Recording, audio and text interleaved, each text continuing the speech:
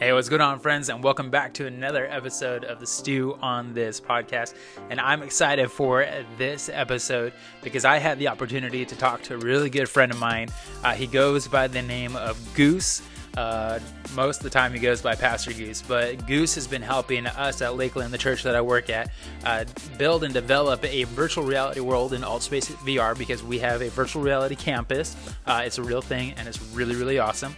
And so I got the opportunity to sit down with Goose as we talked about what it's like to do church in the Metaverse. So enjoy today's episode as I've titled this one, A Lawyer, a Pastor, and a Gamer Walk Into Virtual Reality. A long title, but it'll make sense. So enjoy this episode, and thanks for checking out the Stu On This podcast. Well, what's going on, everybody? Welcome back to another episode of the Stu On This podcast. With me today is a very special guest, a guy that I have had the privilege of getting to know for the past month and a half. A guy that many people, well, let's put it this way. I'm going to introduce to you Michael Uzdavines. Did I say that right again? You Every got single it. time. You Every single nailed it. time. I'm just curious. All right. But to many, many other people, they don't know him as Michael. They know him as Goose or Pastor Goose. And he is joining us because in the last month and a half that we've been getting to know each other, Goose has been in the process of building a world for the virtual reality campus of the church that I work at here in Wisconsin. Yes, I said that right. Virtual reality campus. That is a thing. So we'll be talking a little bit about that. But Goose, I just wanted to give you an opportunity to introduce yourself to the Stu On This audience that are meeting you for the very first time. What do we need to know about Goose? Well, thank you for having me. It has been awesome to get to know you over these last couple of months. Privileged to be working on the campus, which I think has turned out pretty awesome. We got some more things in store Mm. too. Like it's been a lot of fun. So I am the Metaverse pastor at Cornerstone Church, which is a church in Yuba City, California. I live in South Florida, near Fort Lauderdale, and so that's the age that we are in, where I'm a pastor at a church, but I don't live in the same So place. cool. But so I see oversee all of our Metaverse ministries. My path to ministry has been a long and winding road. I was a pastor at a physical church for a number of years as an operations pastor before hopping into the Metaverse. Before that, I was and technically still am a lawyer. I had my own firm for a decade and a half. And then the other thing that I love is video games. I love playing them. I love making them. I also have a game development studio, and love making indie games. And so that's the thread. That is the one thread that has been consistent my whole life. Yeah, that's awesome. So, okay, let's talk about this.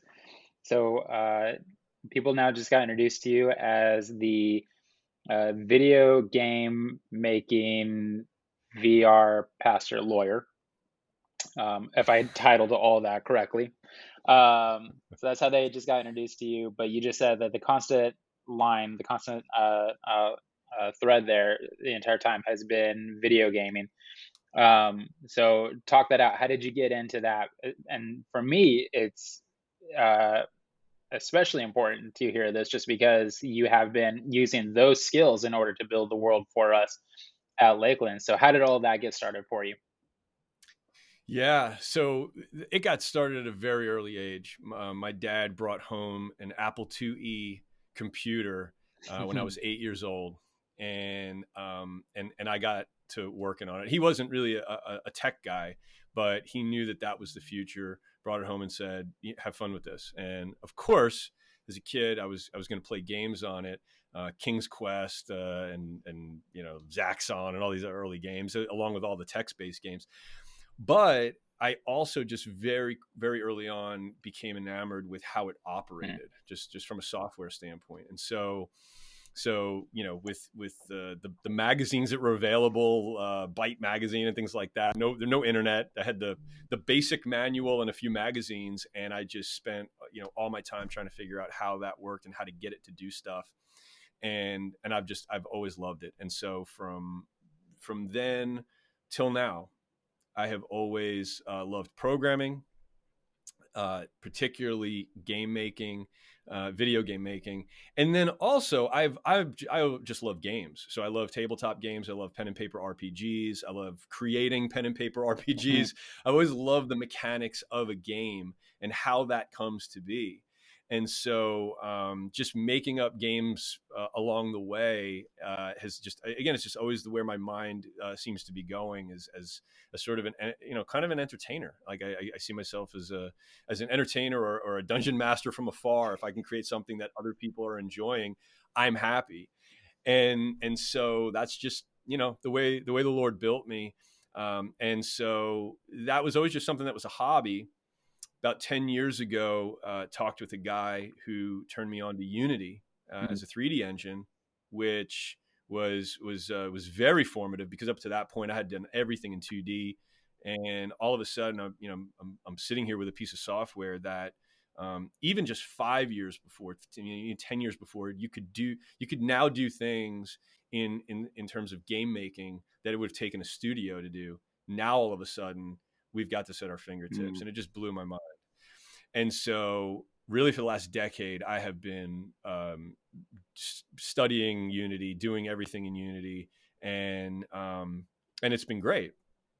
And then the ministry enters the metaverse, and we have places like AltSpace and VR Chat, and it just so happens that to build worlds in there, you build them in Unity.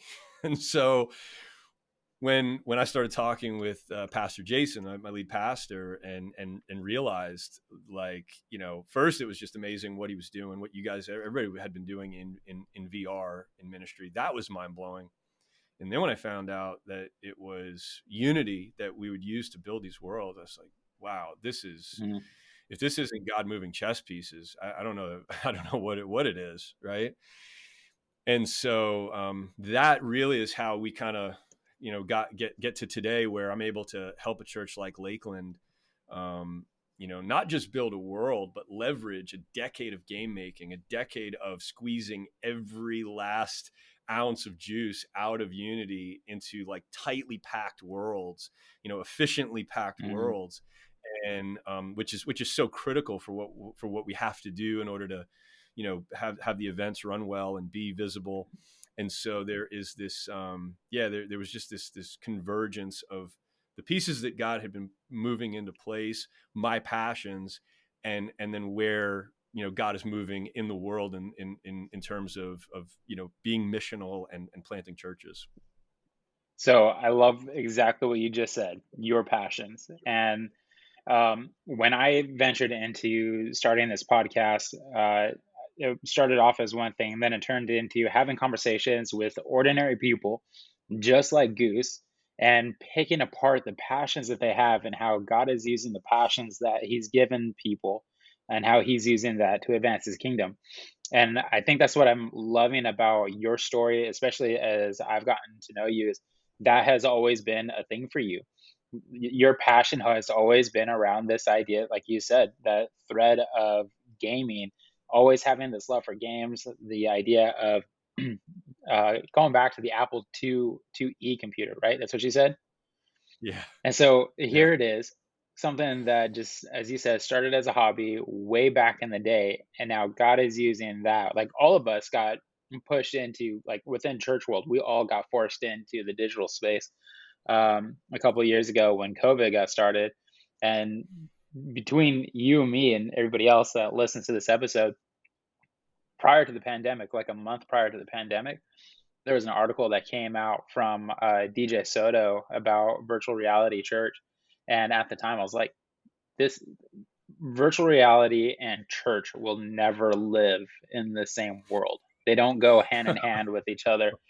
And bro, I tell you what, like even at that time, as I was discussing and debating that article with a couple of other people I was working with, I was like, I don't even think digital and church live in the same world. I think there's aspects of where the church can use it, but for it to be a way to actually say that you're a part of a church community, I just couldn't see it from my very limited perspective and point of view.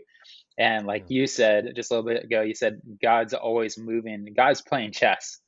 So while the rest of us are playing checkers and we're just looking for like king me and like let's do this again, God's like no, no, no, you're playing with black and red pieces. I'm playing with kings and bishops and pawns.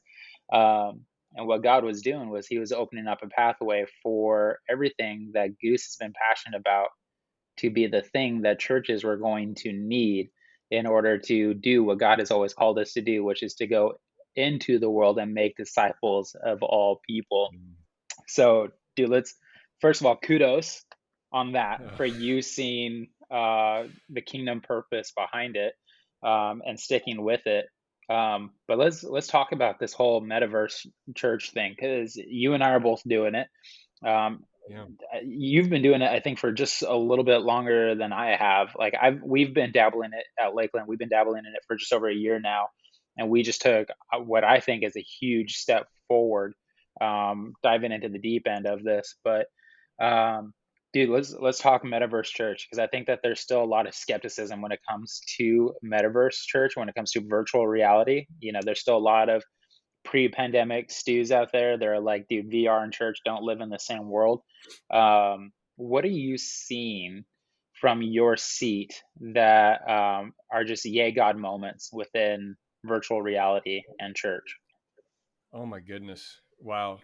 Yeah. So it's been officially about a year, and even before then had kind of started to dip my toe in the water, even as far as about a year and a half ago. So we're in about the same spot, and so I know you you know what a loaded question that is because Yeah. I mean I can't. There are so many moments that um that I look to and Mm, just say, wow, I just mind blowing moments that even if there was just one of them, I would say clearly we need to stay here and keep going. mm, And there's, I mean, literally dozens of big and small moments where it's just like, there's really absent an epic miracle of God. This would not have happened in a physical space. This would not happen in a physical church.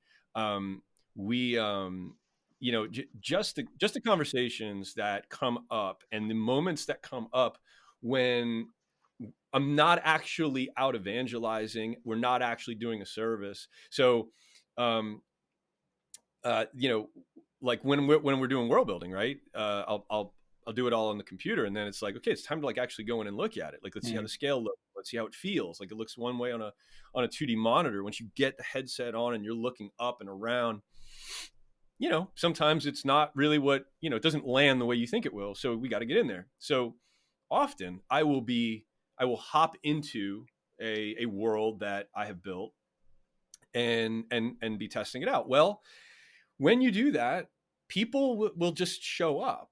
Like there will just be people that hop into the world with you and want to know what you're doing. It's a very, very social, especially the apps that we're in there, they are social apps. mm, So, countless times I will go in not with my like necessarily my pastor hat on, or more of like my world builder hat, and I'm just thinking very mechanical and like, all right, do we want to move this over here or this?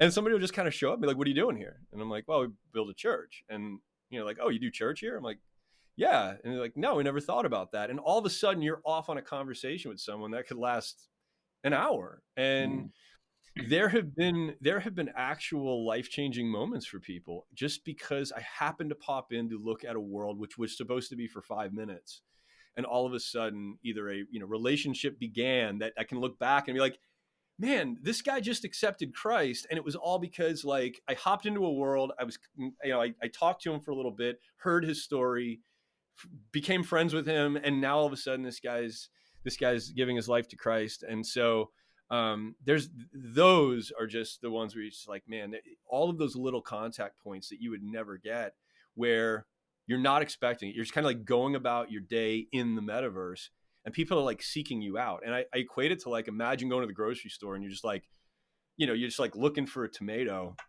and somebody like taps you on the shoulder and is like, hey, can you talk to me about Jesus? Mm.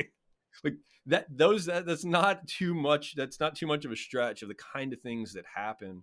And so those are like those, there's just a broad array of those that we can point to. Then there are the really acute stories of like dramatic life change. We've got one young woman who's now a thriving member of our church body, who came to our service to troll us, Mm. to be disruptive. She was engaged at that point in her life actively in Satan worship, Wow. and her screen name was the future Queen of Hell. And Mm. she just came to troll and expected combat. I mean, she expected us to be combative, and instead we said, God loves trolls, and so do we. So Mm. hang out, and why don't we talk? And let's talk about why you think like trolling us is going to be beneficial. And we were, our ladies were kind to her. One in particular struck up a friendship with her and poured into her, saw where her hurt was, saw where her misconceptions were, and then through the work of the Holy Spirit, she gave her life to Christ. And that's one of those major ones that we cite that quite a bit, just because it's like, if you don't always have time to explain to somebody like, what are you doing in the metaverse? Why are you Mm. there? And that's kind of it's a pretty clean one to say, look, I don't know about all this other stuff. We got a lot of question marks. We're working through it theologically. We're not saying we've got every last piece of this nailed down. In fact, we know there's quite a few pieces we have not nailed down. But one thing we know, we're supposed to be here. Yeah. Yeah. That's so good. I think even just the stories like that is what gives weight to what God's wanting to do in the metaverse. Um, like just even as you're sharing your story, like today I was playing around in the world that you built for us, getting some stuff set up for this weekend. And there was just a guy that I'm sure you guys over at Cornerstone are familiar with. He's just a huge, huge advocate for virtual reality church. His screen name is his avatar tag is Mr. Pete. Oh, I love Mr. Pete. But yeah, yeah, yeah. Yeah. So he was just rolling around in our world today.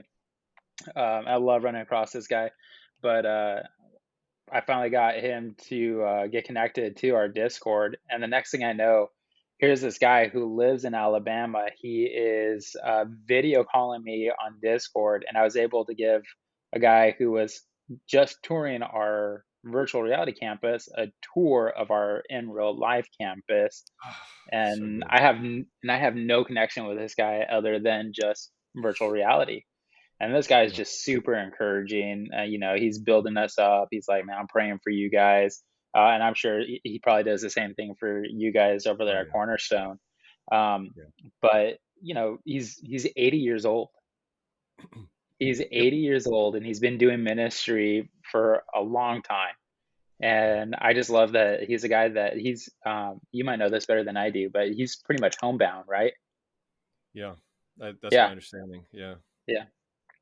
And he's sitting there going, 80 years old, saying, man, God is up to something amazing here in the metaverse. And kudos to you guys who are in here doing it. And, when God's moving, there are some who are saying, man, I don't see what God's up to in this. And they kind of stand still and they don't move, kind of like Moses and the Israelites standing at the edge of the Red Sea, refusing to take another step forward.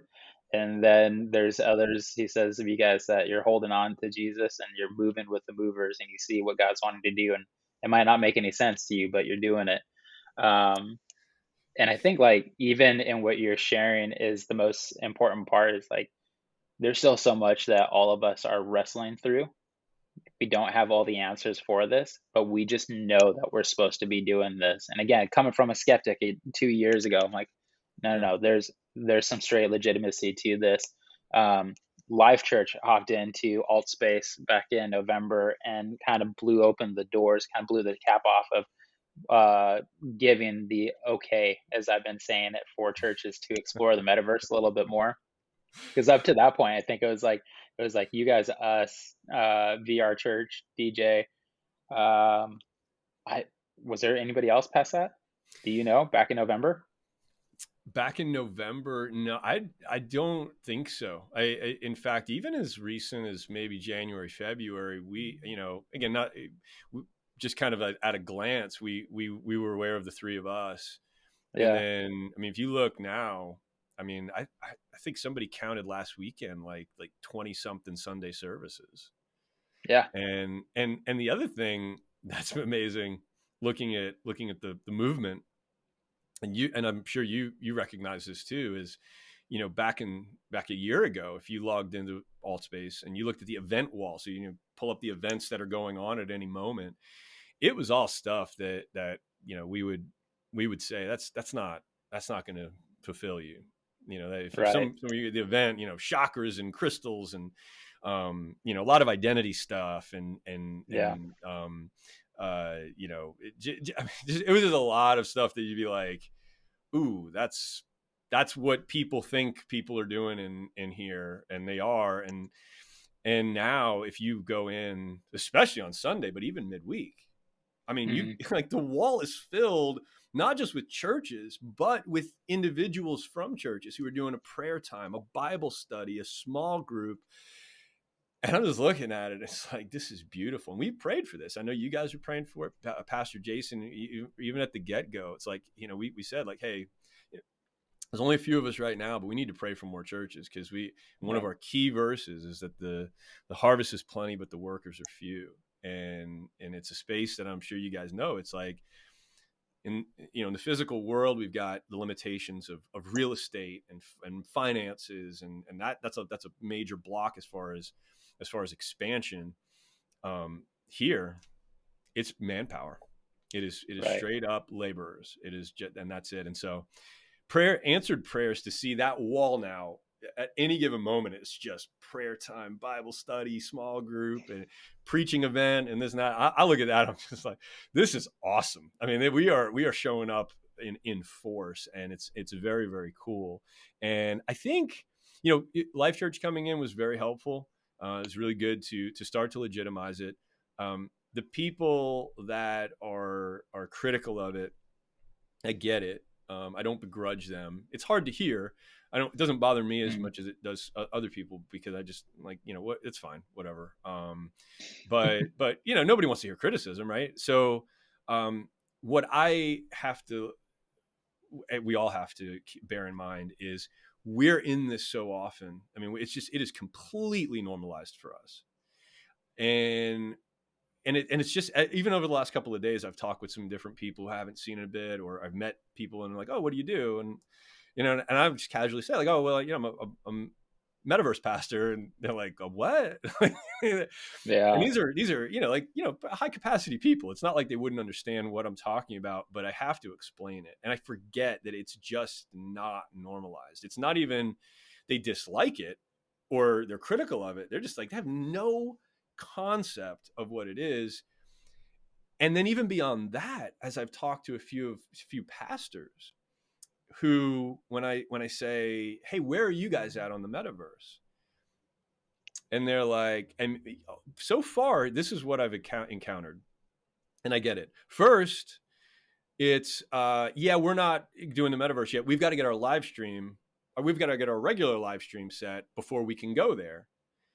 Yeah. And as I sort of like dig into that, I it's like they think that that's like the line, where it's like, oh, well, it's live. It's like bigger live stream, more complex live stream. And it's like, and I, kind of have to explain, like, no. Like, you may show your live stream in there, but this is different. It is not that. And as we don't do live stream. We do live preaching at our campuses, Right. which we love. But even for the churches that are doing live stream, you guys know, like, it's not just another form of live stream. It is something wholly different. Then the next step usually is, even still, I'm not a gamer. That's another one that I hear. Yeah, that's cool, but I'm not a gamer. That's not my world. And I'm like, I get it. I get why you're saying that, but these aren't gamers. I mean, we're there. We're in the metaverse, but by and large, that's not it. Just as you said, Mr. Pete, like, 80-year-old guy from Alabama, and the demographics are all over the place, from age Right. wise, race, gender, all of it. Geographically, we've got people from all over the place. It is so diverse, and like, it's, don't want to over spiritualize it, right? But there is something to be said for like the picture of heaven where you're like, yeah, like, no, like, none of that matters. Like, race, gender, age, and all that. It's like, it's flatten all of it out, and we're just all here. And you're like, wow, that's really cool. Like, when you sit and you got a group of 4 people, and you really stop and you're like, those people are never talking in the real world. Like, that's they're never going to be in the same place, and they're definitely never going to be like digging into questions about Jesus together, because 2 of them are de-churched and are like not even ambivalent about church. They have been like, anti-church for the longest time, and now they're here talking, and it's just like, it's such a beautiful thing. Those are the kinds of things that I know that you and I like wish the people that are critical would at least understand before rendering judgment. And then once they do, then the criticisms actually carry value, because I've had some really great conversations with people who have just taken the time to understand what it is, and then look at something like VR baptism and say, yeah, I'm still not there with that, because, and then it's like, oh, okay. So you're not just posting videos calling it heresy because you don't like it without actually understanding what it is, really understanding what it is. You've looked at all of this. You've looked at the theology, and now you're rendering. It's like, please, we are like seeking that sort of conversation, because, and I know you guys are in the same boat. I mean, me and Pastor Jason, we talk all the time. When we stop, we're like, okay, let's do this. And we stop, we're like, okay, wait, is that okay? Like, are we okay here? This is new territory. It's not clear. And we're trying to be very, very careful. It's not like, not all progress, not all change is progress, right? Like, because it's new doesn't mean it's good. And so we don't want to just push the envelope to push the envelope. We want to say like, okay, this is new. This looks like there could be fruit born here. But like, let's be careful. Like, let's get voices in that can look at this in a wise, critical way, as opposed to a knee-jerk critical way. Yep. And so well said. In everything that you just highlighted, like, there's so many pinpoint, like, there's spur off conversations in everything that you just said. And how do you do church in the metaverse? You gave the example of, you guys are doing live preaching, we live stream. And I think, like, we choose our words carefully when we say that we're a virtual reality campus. Like, we consider what we're doing as Lakeland's first multi-site campus. In the same way that any church that has a multi-site that live streams their service into that other venue, we're doing the exact same thing. And we have team members who are built up in order to help people take next steps, to pray for people, encourage them to join our community, which for us, because everybody's coming in at different times and from all over the world. You guys have it, we've got it. Most of the VR churches are doing it, but we tell people join our community, and that's dropping everybody and ushering everybody to join our Discord. Where, to be honest, like, this is how I've been starting to say it. I don't know if you guys feel the same way, but I tell people what we do on Sunday in Alt Space. This is an event. But the church is actually in Discord, because this is like, in Discord is where community is actually built. We have those discussions about the Bible and Jesus and what is your next step in your journey. And life just happens within Discord, and then we say, cool, we'll see you at church on Sunday in Alt Space. But everything that a video multi-site venue site would be doing, we're doing the exact same thing. The harder part, that it's probably harder, I would say, in VR than it is in real life, just because we can have somebody that pops in for like 2 seconds. They go, "Oh, this is a church," and they're like, "All right, deuces, I'm out." And we're like, "Yeah, thanks, glad that you're here." Um, like you're not going to get that in real life. Nobody's going to park their car, walk away from their car, walk in through the building, go like, "Oh, this is a church." Oh, never Oh mind. boy, you hope not, Um, right? I know, right? Which, to be honest, I still find that kind of fascinating because we advertise on the main event board just like you guys do. Yeah. Like, here's Cornerstone Church, and we're like, we're Lakeland Church, and people are like, "Oh, this is a church." I'm like, "Did you not read the main event board? Like, what's going on I here?" I think Um, there are some people that might think it's a joke because I can tell you. that's a good So point. one of the things that I do is I go into Population One, which is a game. It's a VR game. It's a shooter. It's kind of like the Fortnite of VR, and I Hmm. will do a Bible study in there. But we play, so we'll play a bunch. Then I'll stop in the middle. I'll do a little mini sermon, and then we'll start playing again. And I will make the room name Pop One Bible Study. And so we get a bunch of people that we know, and we all play. But we want the public to come in too. I open it up, and the public comes in. 100% of the people that come in, I mean, not a single person that has ever come in just randomly has actually thought it was a Bible study. They all think it's a joke. And which is kind of, I like it because we'll just play a bunch. Yeah, And then when I stop and I'm like, okay, it's time for the Bible study, the shock and university, it's like, wait, what? This is actually a Bible study? I'm like, yeah, let's go. We're going right now. We go to a spot, we'll huddle up and we do it. And so the people that are shocked to even like wrap their brain around the fact that we are doing ministry, again, even in the VR space. So like, forget about, the people that aren't in this world. Even the people in this world have to take a minute to wrap their brain around the idea that we are doing church or ministry mm. in VR. And so when you think about that, it's like, it definitely give a lot more grace to the people who have that knee jerk reaction. Cause it's just like, okay, I get it. Just take a minute and like, let's talk. Right. But this is what I love, even in that though. It's the people who are in the environment already are getting taken back by the fact that we're actually doing church in virtual reality. But that's the exact same taking back that the believers and church pastors are having when we say we're doing church in virtual Yeah. reality. And it's the same thing that we're wrestling through, that all of a sudden, like, we've been forced to reevaluate theologically what we think we understand about what the ecclesia is of church, right? Yeah. Like, what does it mean to be a gathering? And somebody like me who is against VR and church being in a world together and digital and church being in a world together, all of a sudden God's like, okay, I'm playing chess. I'm going to move, knight to F3 or whatever. I'm actually trying to learn chess this month and I'm doing horrible at it. Anyways, um, but while we're sitting there debating with each other, believers with believers and non-believers with believers, on whether or not, and getting taken back by church and VR, God is in there saying, you guys are spending way too much time debating about, let me say it this way. I think God is in there saying, you guys are majoring on the minors. Yeah. I need you to start majoring on the majors, which is love me and love others. That's what I need you to do right now. So I think VR people are getting taken back by church being done in there, and I think church is being taken back by church being done in VR. But we're all asking the same question: how? Yeah. And I think it's just, well, we're gonna do it.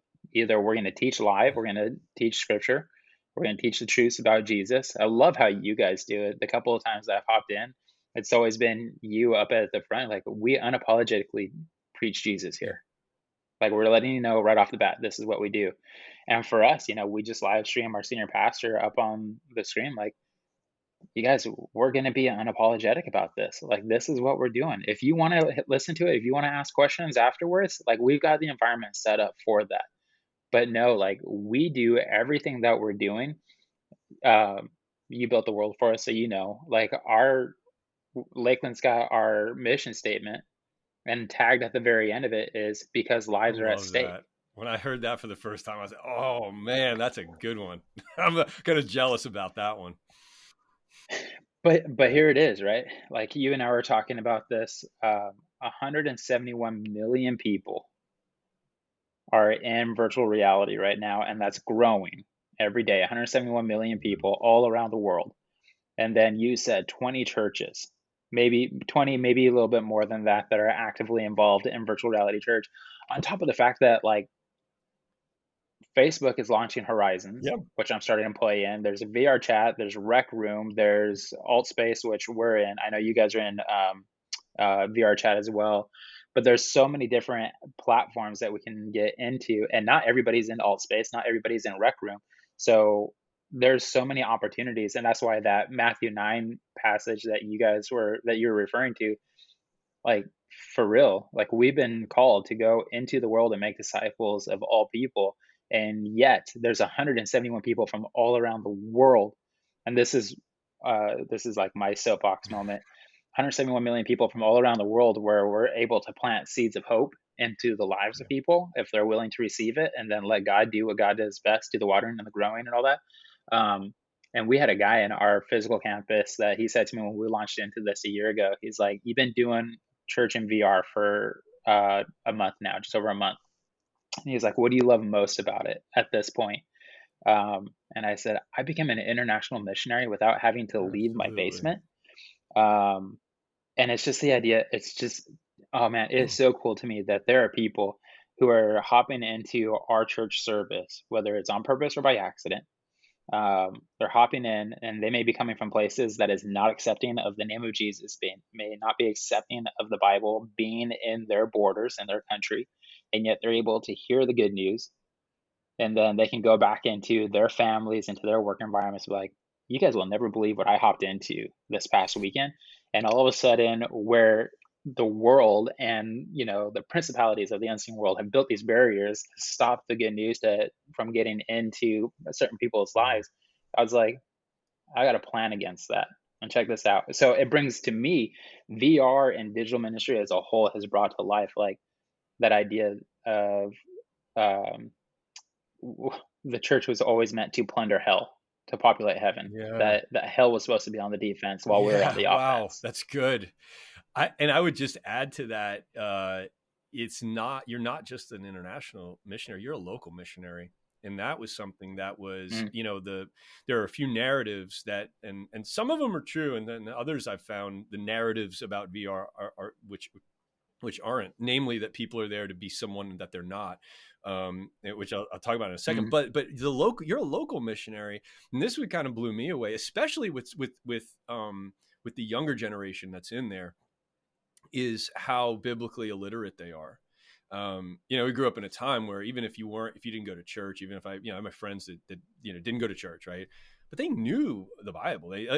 Not that they knew scripture, they knew what it was about. They knew why a cross was in front of a church because Jesus died on it, right? mhm, I have talked with American kids who, when I say, "What are you doing here?" and I say, "Oh, it's a church," or "Yeah, pop one, yeah, we're doing a Bible study," and they're like, "Well, what is that? What do you mean?" I'm like, "Well, the Bible, the Bible." Like, "Yeah, I've heard of the Bible."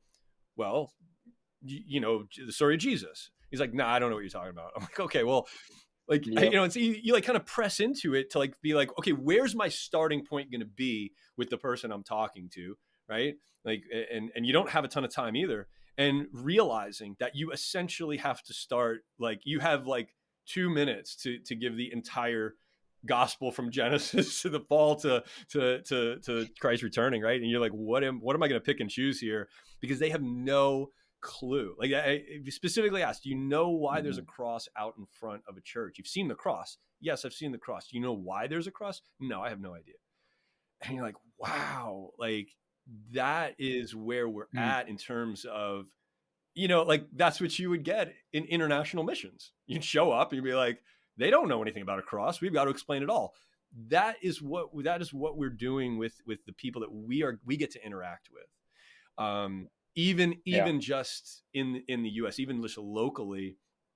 And as I said, like for the ones that have never been to church, that's there. And then there's tons of de-churched people that have been hurt by the church, that are just not, they're just not going back. And, I say, absent some miracle of God, like compelling them to wake up on a Sunday to go, they are not going to wake up and say, I think I ought to go to church today.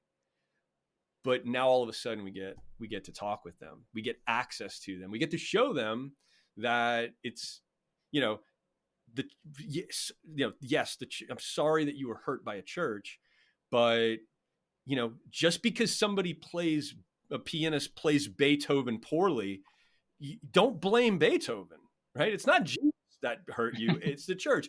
Come learn again about Jesus and really see, and let us try and rehabilitate that. And we've genuinely have people say, and I've got a few quotes that are that I go back to when I'm feeling discouraged. And one of them was, the church in VR has restored my faith in Christianity. And it's man, Wow. we gotta keep going. And as far as the narratives, the one that was the biggest shock to me was this idea that people are there to live, to be something else. And that's not totally untrue. There is some people who engage in VR to live out, a fantasy of some other kind. They want to be someone else. That is there, but that isn't really the common narrative.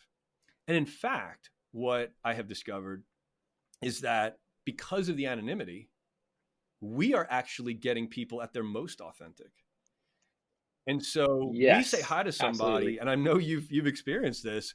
I'll say hi to somebody just in passing. Hey, how's it going? What's going on? How you doing? You doing okay? How's your weekend going?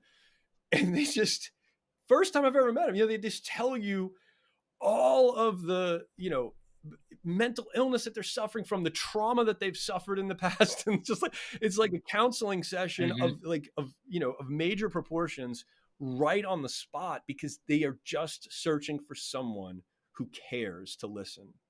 And we just get to be an empathetic listener.